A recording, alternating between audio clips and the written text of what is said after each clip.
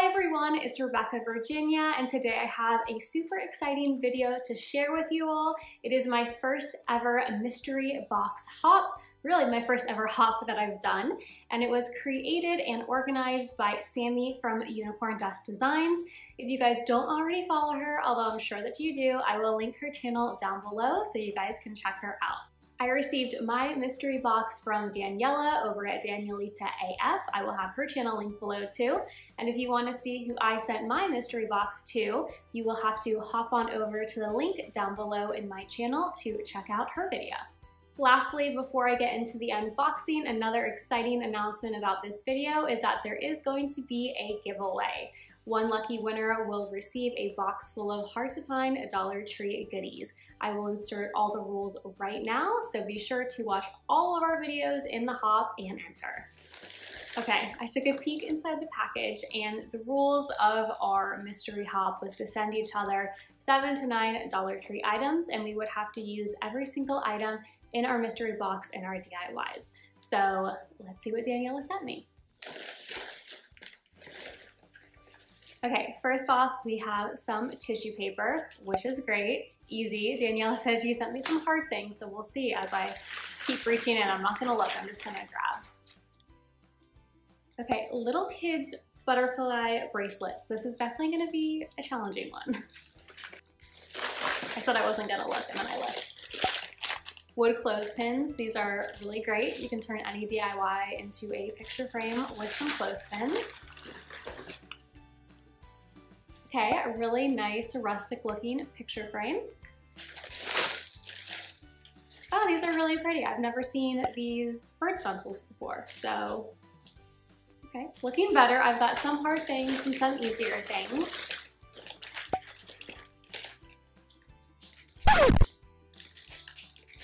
Okay, this one's gonna be hard. Some children's Play-Doh shapes. That'll be a tough one. Wood craft cubes.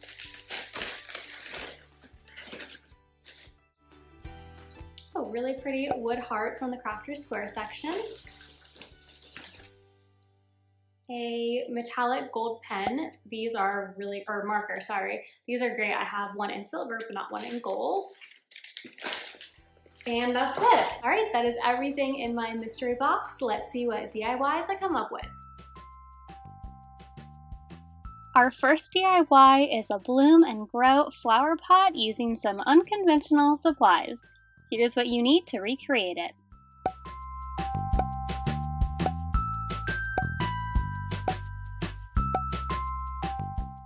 To begin this DIY, I'm going to be using a clay pot from the Dollar Tree. These came in a set of 3, so it's a great value because you still have 2 more to use for another DIY. Then I chose this orange pattern tissue paper. I loved all of the different types of tissue paper that came in the packet, but I thought this one was a little bit more unique, and I liked that the orange matched the orange of the clay pot. And all that I'm doing here is a very basic decoupaging. I just took some Mod Podge and laid that down on the clay pot, then put down the tissue paper, and then I'm covering it again in Mod Podge. And just repeating this process again and again using small pieces. I find that when I use smaller pieces of the tissue paper rather than one large one to cover the entire thing, I came out with less wrinkles on my tissue paper. And my secret question for the giveaway associated with this hop is, what is your favorite flower? Tell me below. While our Mod Podge clay pot is drying, I am moving on to the clothespins. And all that I'm doing with this is taking some of my Waverly Wax and Antique and just covering the clothespins so they have a nice dark stain to them. Next, we are moving on to the most difficult part of this DIY.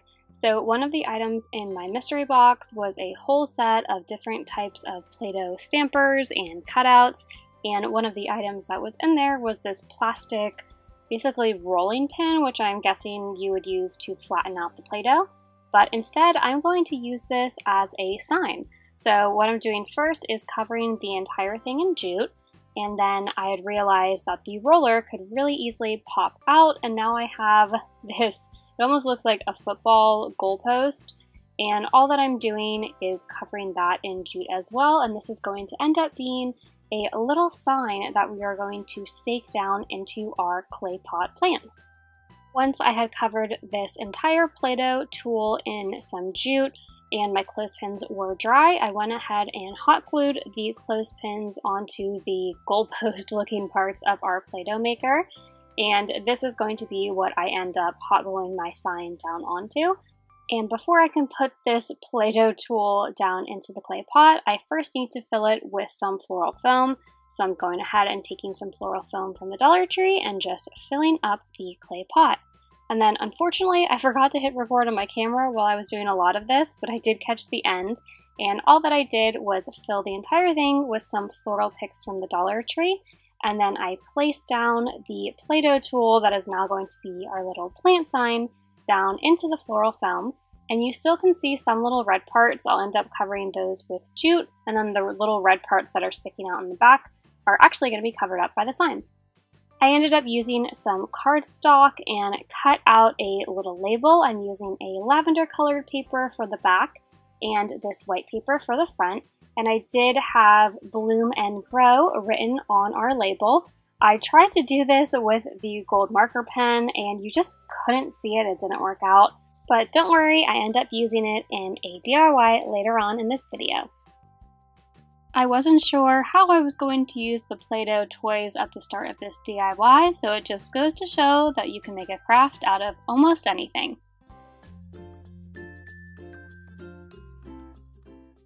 The next DIY transforms some children's jewelry into a spring decor piece.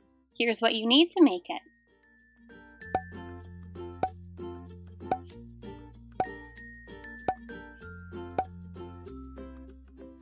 This was another tough start to a DIY because one of the items in my mystery box were these little kids' tiny plastic butterfly bracelets, but after thinking about it for a while, I finally came up with an idea, and that involved first covering up this butterfly bracelet with some jute. So I just wrapped the jute all the way around the bracelet. It took a little bit of time, but overall it was really easy. And I liked it because it ended up giving it more of a rustic feel and it covered up that bright purple. Then I moved on to another item in my mystery box, which were these wood cubes. And I took a brown stain and went ahead and stained a bunch of these wood cubes. I absolutely loved this mason jar sign that I found in the Crafter's Square section of the Dollar Tree, and this is going to be one of the main focal points of this particular DIY. And first I wanted to make sure that you could see the lid a little bit more clearly, so I took some brown paint and distressed it. Now I'm able to begin constructing my DIY. So I first started off by placing down my jute butterfly. Then I found these gorgeous laser wood cutouts and they came in all sorts of different designs. I got some bumblebees, some butterflies. I think there were some flowers as well. These are gorgeous, so if you see them at your Dollar Tree, definitely pick them up, and I hot glued that down into the center. Then to add a few more embellishments, I did a lime green ribbon at the top of our mason jar, and then I made a jute bow and just glued that down at an angle on the left-hand corner. With my wood cubes finally dried from their stain, I was able to start writing out what I wanted to, and I chose to write out spring on the blocks. So I did that. I originally tried to use that gold marker again, but it just didn't come up. So I ended up going with a white marker and going over the letters twice just so they really did stand out and you could see them, and then I just arranged them down at the bottom of our mason jar. After hot gluing down all of our wood cubes to the bottom of our mason jar, it was time to fill up our mason jar to make it a true spring DIY. So I'm taking all of these florals that I found at the Dollar Tree. These are the yellow and purple roses. They come in a floral pick and you get a bunch of them. So again, definitely pick them up. The Dollar Tree has amazing florals out right now. And I just tied them to make a little bouquet and then hot glued them down to the back of our mason jar. So it looked like the flowers were sprouting out of their mason jar holder. After adding in the flowers, I wanted to add a little bit more definition to our mason jar, just so that you could see the flowers a bit better and differentiate the top of the mason jar from the actual mason jar. So I just went in with a stippling brush from the Crafter's Square section and some brown paint. I love how adding some jute to a plastic bracelet can transform it into a rustic DIY. This next DIY is quick and easy and only takes a few supplies to make. Here's what you need to recreate this on your own.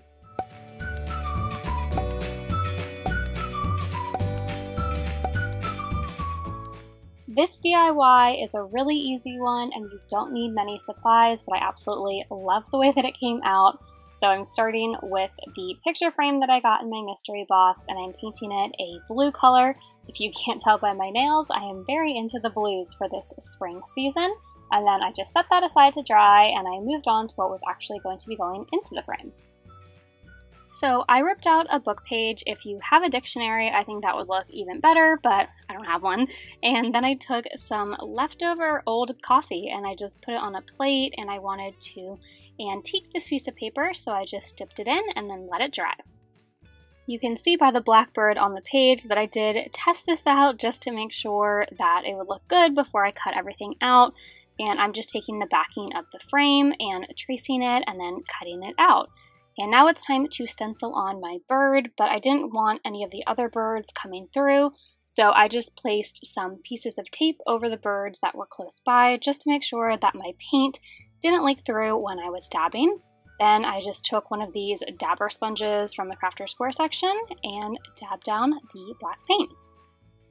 Then I placed everything back into the frame, and theoretically you could be done here. But I wanted to make mine a little different, and even though I used these wood cubes in the previous DIY, I wanted to use them again and kind of create a stand for my picture frame. I really liked the way that the wood looked against the blue and kind of matched the antiqued paper page inside of the frame. So just to kind of change things up, I decided to go with a little bit of a different way to hold up a picture frame. And I really love how this came out. It definitely gave me the Raven, Edgar Allan Poe kind of vibes, especially next to these books, but I absolutely loved it.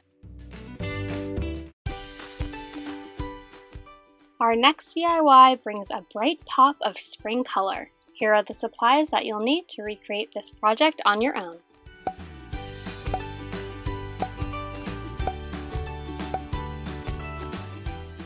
The first step in this DIY is going to be painting my wood heart. I'm not painting the front or the back areas because I'm going to be covering that in wrapping paper, but on the sides I kind of wanted them to pop a little bit when you saw the wood heart from the side, so I'm just taking a blue color and covering all around the edges of the heart. So to cover the heart, instead of using tissue paper or scrapbooking paper, I found this absolutely gorgeous wrapping paper at the Dollar Tree. They currently have so many gorgeous patterns out right now, especially for spring, so be sure to check out the party section of the Dollar Tree for some of this really pretty wrapping paper. And all I did was trace out the heart, and then I used some of my spray adhesive to adhere the wrapping paper down. And I do still want there to be a hole in the heart so that I can put the jute back through. So I just took a kebab stick and kind of stuck it through to make sure that I had my hole.